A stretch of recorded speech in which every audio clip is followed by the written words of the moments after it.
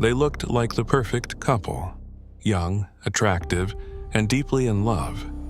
But behind their smiles was a secret life built on control, cruelty, and planned violence. Paul Bernardo and Karla Homolka weren't just hiding what they'd done, they were working together to make it worse. Some parts of this story are almost too disturbing to say out loud, like how before they ever hurt a stranger, Karla offered up her own sister. In this story, we'll follow how their twisted bond grew darker over time, turning a picture-perfect romance into one of the most shocking crime stories ever seen.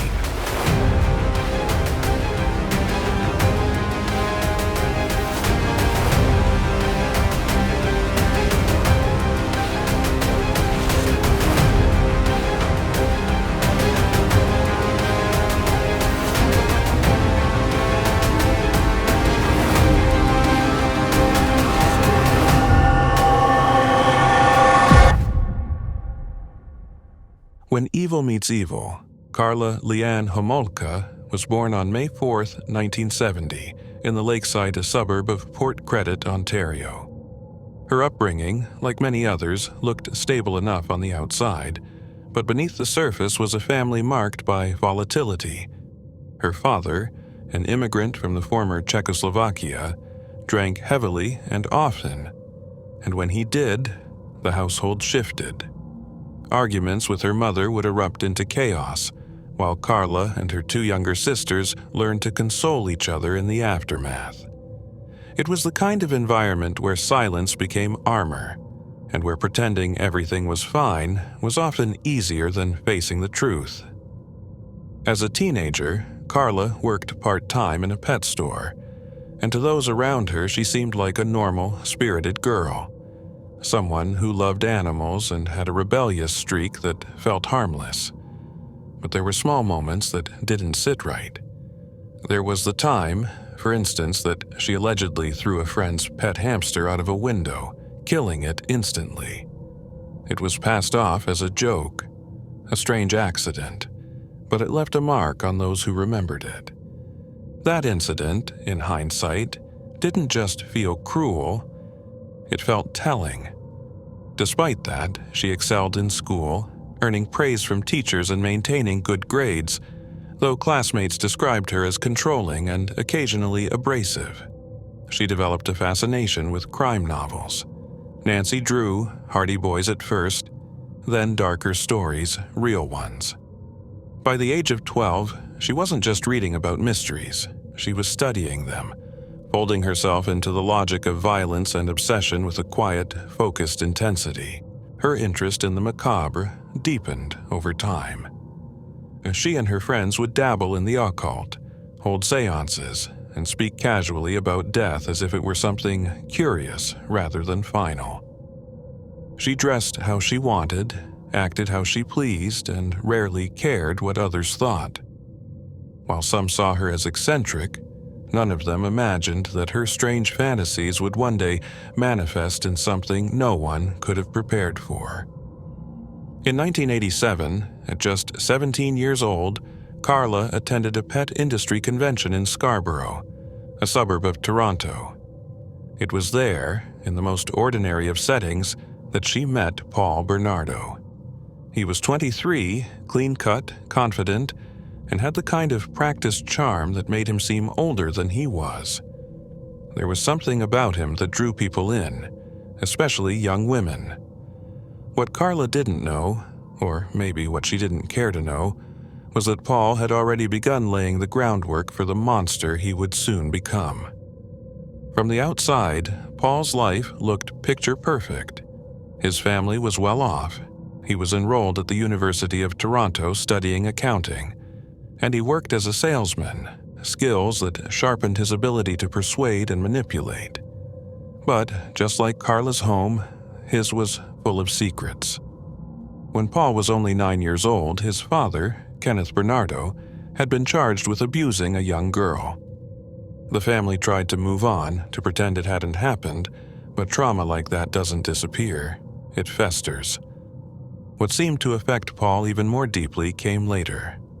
At 16, he learned that Kenneth wasn't his biological father, that his mother had conceived him during an extramarital affair. The revelation cracked something open in him. From that point on, he began lashing out, especially toward his mother, both verbally and physically. Any remaining sense of normalcy started to unravel. While studying at university, Paul discovered he could use his charm to gain trust quickly. He began to seduce women, only to abuse them once they were isolated, beating them, degrading them, and enjoying every second of the power he held over them. It became a pattern. Behind closed doors, he wasn't just violent, he was methodical. He studied techniques, rehearsed his moves. One of his obsessions was the novel American Psycho by Bret Easton Ellis, a book he read not as fiction, but as inspiration. He idolized the main character's cold detachment and violent control. It wasn't entertainment, it was instruction. So when Paul met Karla, there was no warning, no alarm bells loud enough to drown out the attraction they felt for each other. To everyone else, it looked like a whirlwind romance. But to the few who truly knew them, it would later become clear. They didn't complete each other. They enabled each other. And once they were together, nothing was off limits. Pretty faces, predatory minds. They met in October of 1987, and from the very beginning, there was no pretense, no slow build. That very first night, Karla and Paul slept together. What started as a chance meeting quickly spiraled into something much darker than either of them had likely anticipated. What they discovered as the hours passed and boundaries fell away was that they shared more than physical attraction. Beneath the surface, both of them carried appetites, violent, controlling, obsessive, and instead of frightening one another, those instincts drew them in even closer. What followed wasn't love, not in any traditional sense, but a dynamic built around domination. Paul established himself as the master in their relationship, and Karla, eager to please and perhaps eager to matter, adopted the role of the obedient slave. Their relationship became a cycle of sadism and submission, and to outsiders, there were no obvious signs. On the surface, they were young and attractive, engaged in a whirlwind romance. Behind closed doors, Paul controlled everything, from what Karla wore to how she spoke, and she didn't resist. In fact, she encouraged it. But Paul Bernardo's violence didn't begin with Karla. Months before their meeting, in May of 1987, the quiet suburb of Scarborough, Ontario began to change. In the early hours of May 4th, a young woman was walking home from the bus stop when she was grabbed from behind, dragged into a secluded area near her house, and violently assaulted. She survived, but the attack was brutal, and it wouldn't be the last. Over the next week alone, 2 more young women were attacked in nearly identical circumstances. The victims, girls and women between the ages of 15 and 21, were ambushed near their homes, often just steps from safety. The attacks followed a chilling pattern. Beatings, non-consensual acts, and whispered threats meant to keep the victims silent. It didn't take investigators long to realize they were likely dealing with the same man. The media gave him a name, the Scarborough Rapist, and the community went on edge. The assaults happened outdoors. Bus shelters, backyards, dim alleyways. In one case, the attacker followed a woman into her bedroom and assaulted her there. No place felt safe.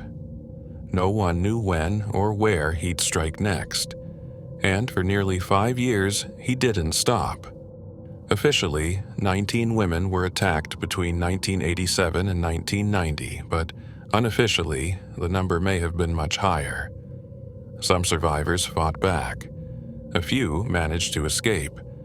2 even went to the police with enough detail to get Paul on their radar, and yet each time he slipped through the cracks. Police questioned him twice. Both times he seemed calm, polite, and cooperative. He wasn't the kind of man people suspected. He was clean-cut, articulate. the kind of man who could talk his way out of almost anything. It wasn't until May of 1990, 3 years after the first attack, that a woman came forward with a detailed enough description to catch the attention of investigators again.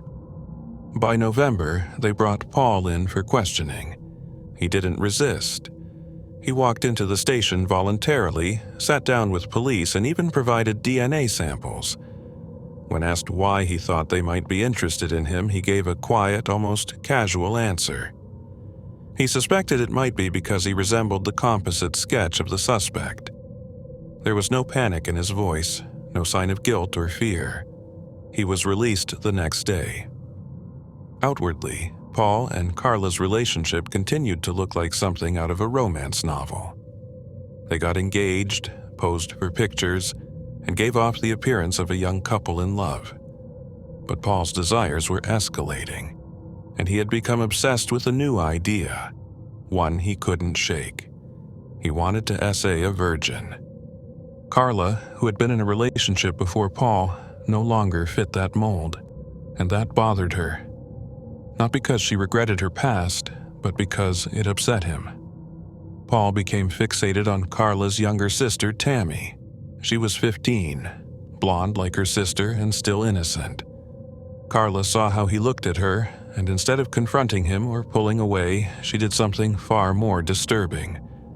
She began to consider how she could give Tammy to him, Canada's deadliest couple. On the night of December 23, 1990, Karla crushed a sedative, halothane, that she had stolen from the veterinary clinic where she worked. In fact, she had been quietly stealing large quantities of drugs for some time, giving them to Paul to use during his assaults. This time, the drug wasn't for a stranger. It was for her sister. They waited until the rest of the family had gone to bed. Then they drugged Tammy, filmed the assault, and watched as things spiraled beyond their control. At some point during the night, Tammy began to vomit and choke. The drugs in her system, combined with alcohol, had overwhelmed her body. Karla and Paul panicked. They tried to clean her up, redress her, and hide the evidence. When paramedics arrived, Tammy was unconscious. She never woke up. At the hospital, doctors noted a strange chemical burn on Tammy's face, likely from the halothane mask. But toxicology didn't detect the drugs. Her death was ruled accidental. Cause: choking on her own vomit after drinking. The family grieved. No one suspected anything. No one questioned why Paul and Karla had taken a photo of themselves and placed it in Tammy's coffin. Just 3 weeks after the funeral, the couple recorded a home video titled The Fireside Chat, where they discussed Tammy's death on camera. Karla laughed. Paul boasted. It didn't feel like grief. It felt like triumph. Instead of stopping after Tammy's death, they escalated. That moment wasn't a warning. It was a beginning. They moved into a small, pale house near Lake Ontario in a quiet area of Port Dalhousie, just miles from where Tammy had died. A fresh start, in theory, but the darkness followed them. On June 7, 1991, Karla invited another young girl to the house. This one was 15, someone she had worked with briefly at the pet store. She told the girl they were going to have a fun night. They gave her food, alcohol, and laced it with drugs. When she passed out, Paul assaulted her, and once again they videotaped everything. The next morning, the girl woke up sick, confused, thinking she had just drunk too much for the first time. She had no idea what had really happened to her. Later, that same month, on June 29th, Paul and Karla got married in an elaborate ceremony, complete with a horse-drawn carriage, lace gown, and photos that captured none of what lay beneath the surface. On that very same day, a couple out for a quiet canoe trip on Lake Gibson made a discovery that would rip open everything the newlyweds had tried to hide. They saw concrete blocks floating in the water. Inside were human body parts. The remains belonged to a 14-year-old girl named Leslie Mahaffey. Leslie had disappeared just 2 weeks before the wedding. On the night of June 15th, she had gone to a friend's wake, trying to process the death of someone she knew. After the memorial, she and a group of friends gathered in the woods to drink. Around 2 a.m., they walked her back toward home. She waved them off outside her house, but when she reached the door, she realized she was locked out. Not wanting to wake her mother, she tried calling another friend from a nearby payphone. No one answered. That night, Paul Bernardo had been in the neighborhood stealing license plates. He spotted Leslie alone and approached her under the guise of offering a cigarette, claiming he had them in his car. When she stepped closer, he threw his sweatshirt over her head and forced her inside the vehicle. Then he brought her home. For the next 24 hours, she was held captive, tortured, assaulted, videotaped. When it was over, she was strangled. Her body was moved from the upstairs bedroom to the basement, hours before Karla's family came over for a visit. They entertained the Homolkas on the main floor, serving food, making small talk, while Leslie's body lay beneath their feet. After the guests left, Paul and Karla dismembered her and encased the remains in concrete. Pressure began to mount. The media reported on Leslie's death. Her remains had been found, and Paul, stressed, paranoid, volatile, turned violent toward Karla. He began beating her regularly, but the abuse didn't stop them. If anything, it pushed them further. By April of the following year, they were hunting again. On the afternoon of April 16, 1992, Paul and Karla were driving through St. Catharines when they spotted a girl walking alone. Her name was Kristen French, 15 years old, a student, a daughter, bright, capable, kind. Paul pulled the car over while Karla stepped out, holding a map, pretending to be lost. When Kristen approached to help, Paul grabbed her from behind, forced her into the car, and drove away. Her parents knew something was wrong almost immediately. Kristen was punctual, responsible. When she didn't come home, they called the police. The Niagara Regional Police responded quickly. Witnesses came forward. Several people had seen the abduction in real time. The investigation moved faster than it had in past cases. Authorities had a clearer picture than before. But by the time they found Kristen, it was too late. She had been murdered by the same couple who had placed a smiling wedding photo in her sister's coffin. The same couple who had filmed themselves laughing about death. The same couple who, for too long, had walked through the world looking like a fairy tale, when the truth was far closer to a nightmare. 3 days after she vanished, Kristen French's body was discovered in a ditch roughly 45 minutes from where she had last been seen. She was naked, bruised, and left without care or dignity. It was April 30th, 1992. The horror she endured during those missing days would only become clear later, through the confessions, the videotapes, and the trial. But by then it would be too late. 12 days after Kristen's body was found, on May 12th, a sergeant with the Niagara Regional Police sat down for a brief interview with Paul Bernardo. The officer noted Paul's calm demeanor and decided, perhaps based on instinct or bias or exhaustion, that he didn't fit the profile. Even when Paul admitted, offhandedly, that he had once been questioned in connection with the Scarborough rapist investigation, the interview didn't deepen. The officer let him go. The report barely raised concern. At the same time, Paul and Karla were trying to vanish in another way. They applied to have their names legally changed, from Bernardo and Homolka to T. Lay. Paul had taken the name from a character in the film Criminal Law. He hadn't even gotten the name right. But the meaning was clear. He wanted to reinvent himself, to distance their new life from the one that had begun to unravel. The tapes, the trial, and the woman who walked free. In December of that year, Paul's violent outbursts turned inward again. This time, it wasn't a stranger or a victim, it was Karla. He beat her with a flashlight until her face was swollen and bruised, a pattern of rage that had now become routine. Karla went to work the next morning and claimed that she'd been in a car accident. Her co-workers didn't believe her.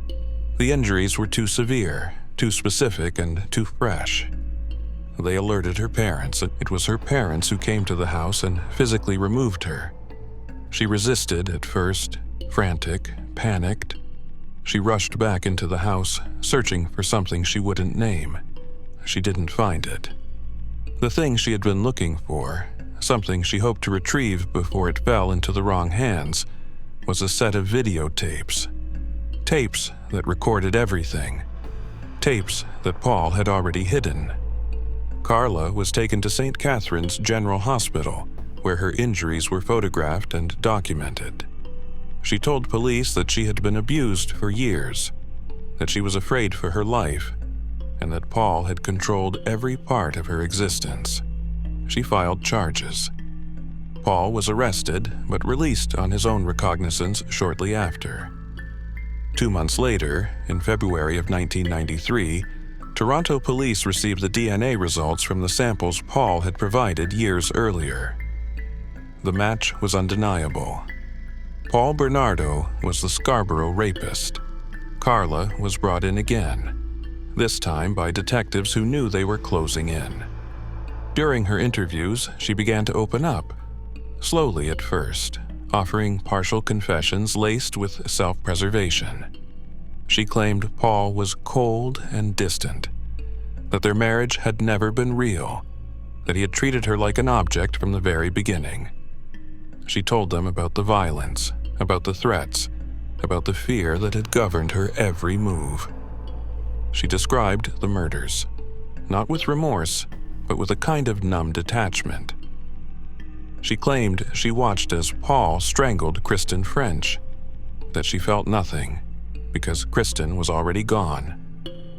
She described putting on makeup with Kristen, talking like friends, laughing, pretending, and then she told police that Paul had violated more than 30 women, that she had helped, that she had watched. With the walls closing in, Karla obtained legal representation and began negotiating a deal with the Crown. The plea bargain offered her a reduced sentence in exchange for testimony against Paul. She claimed she had never wanted to participate, that Paul had forced her, manipulated her, threatened her life. She leaned hard into the narrative of the battered wife. She told investigators about his control, his rituals, the punishments, how he would force her to kneel in the center of the bedroom, stare straight ahead while he circled her, kicking her without warning. How she was never allowed to flinch, never allowed to prepare. She said he trained her to smile in front of her parents, to pretend everything was fine. If she slipped, if she let the mask crack, he'd punish her later. On May 14, 1993, Karla's plea agreement was finalized. She began giving full statements to the police. She played the only card she had left. But then, something happened that would change everything. Inside the house, hidden in the upstairs bathroom behind a light fixture, investigators discovered a set of videotapes. Paul had told them where to look. Whether it was arrogance or a calculated move, no one knows for sure, but the tapes were found, and everything changed. The videos showed the truth. They showed Karla not as a frightened, coerced bystander, but as an active participant. She wasn't forced, she wasn't pleading, she was laughing. She was orchestrating, she was present for everything, from the drugging of Tammy Homolka to the assaults of multiple girls. She looked into the camera, she followed instructions. Sometimes she gave them. The plea deal by then had already been signed. Her sentence was set. 12 years, no chance of reconsideration. The public reaction would be one of fury. They called it the deal with the devil. And as the tapes played behind closed doors in courtrooms and police stations, the truth was impossible to ignore. Karla hadn't been a prisoner. She had been a partner. Paul Bernardo's conviction depended almost entirely on Karla Homolka's testimony. Her story had to be believed, not just by investigators, but by the public. In order to preserve her credibility as a witness, they cast her as a victim. Someone caught in the orbit of a manipulative, predatory man. Someone coerced into participating. Someone who had no choice. In doing so, her own responsibility for the crimes they committed together was not erased, but it was, for a time, softened. The version of Karla that the public was shown was meant to evoke sympathy, but behind closed doors, glimpses of her real disposition slipped through. When she accompanied detectives back to the house on Bayview Avenue, the very place where 2 teenage girls had been held, assaulted, and murdered, she didn't show remorse or hesitation. Instead, she asked questions about her furniture. In the bedroom where Leslie Mahaffey was tortured and murdered, she turned to an officer and said, "Can you answer a question for me? Was any of the furniture damaged as a result of the investigation?" Later, in the bathroom where Kristen French's body had been cleaned of evidence, she expressed concern over missing items. Not evidence, but perfume samples. "I don't have any of that stuff. From what I understand, his lawyer took basically everything." In the basement, where Leslie had been dismembered, she voiced another concern, this time on behalf of her younger sister, Lori.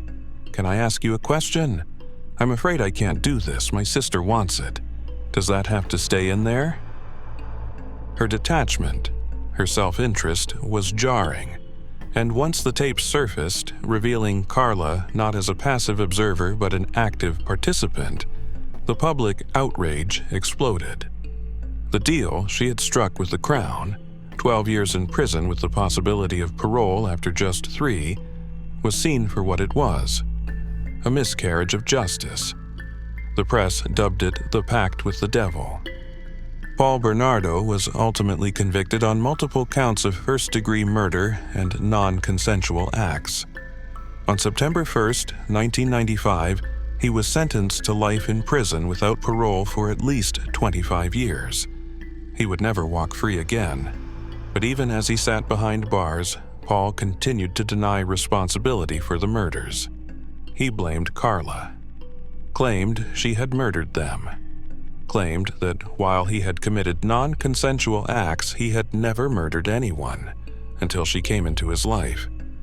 In rambling letters and recorded interviews, he tried to recast himself as the follower, not the leader, a man manipulated by a woman he claimed was the true mastermind. Karla, for her part, was never initially charged with Tammy Homolka's death. That came later, after she admitted in a letter to her parents that she had played a direct role in drugging and killing her younger sister. For that confession, an additional 2 years were added to her sentence. 2 years for the death of her own sibling. Her time in prison was not what many expected. She was placed in a minimum security. She changed her name to Leanne Bordelais, married her lawyer's brother, Thierry Bordelais, and had 3 children. She moved to the Caribbean island of Guadeloupe for a time before settling back in Canada, eventually residing in the Montreal area. In 2010, she became eligible for a full pardon, one that would have wiped her criminal record clean. The public backlash was swift and loud, and the government responded by changing the law. But the fact that it had ever been possible was enough to send a chill through anyone who had followed the case. Beyond the verdict. Today, Karla lives in Quebec. Parents have protested her presence near schools. In 2020, there was a public outcry after she was seen volunteering at her children's school in Montreal's NDG district. When approached by a news reporter outside, she refused to answer questions. "My lawyer will be in contact with you," she said before closing the door. Paul, meanwhile, remains incarcerated. His first parole hearing was in 2018. It lasted less than 30 minutes. He was denied. He continues to serve his sentence at Millhaven Institution and has since admitted to at least 10 additional assaults that occurred throughout the 1980s. some investigators believe he may have been responsible for more than that. One case in particular has drawn attention: the disappearance of Elizabeth Bain in June of 1990. 3 weeks after Paul's last known attack as the Scarborough rapist, Elizabeth vanished from the University of Toronto's Scarborough campus. Her blood was found and recovered. Her boyfriend at the time, Robert Baltovich, was charged and later convicted of her murder, spending 8 years in prison before being exonerated. A man resembling Paul Bernardo had reportedly been seen near the campus on the day she disappeared. In 2006, police questioned Paul about Bain's case. He denied knowing Elizabeth, denied having anything to do with her disappearance, but stopped short of offering a clear denial. "It's a loaded question," he said when asked if he had murdered her. "There's a lot of issues about that." He offered nothing useful. He always stopped just short of confession. To this day, Elizabeth Bain's body has never been found. Paul Bernardo and Karla Homolka remain two of the most reviled criminals in Canadian history. They blamed each other for everything, and in a way they were both right. They needed each other, enabled each other, fed off one another. Paul remains locked away, likely for life. Karla walks free. And while the justice system tried to make sense of it all, the public never truly forgave what happened. The crimes, the lies, or the deal that let one of them disappear into the world again, leaving the rest of us to remember what they did. A love story born in hell, and one that should have ended there.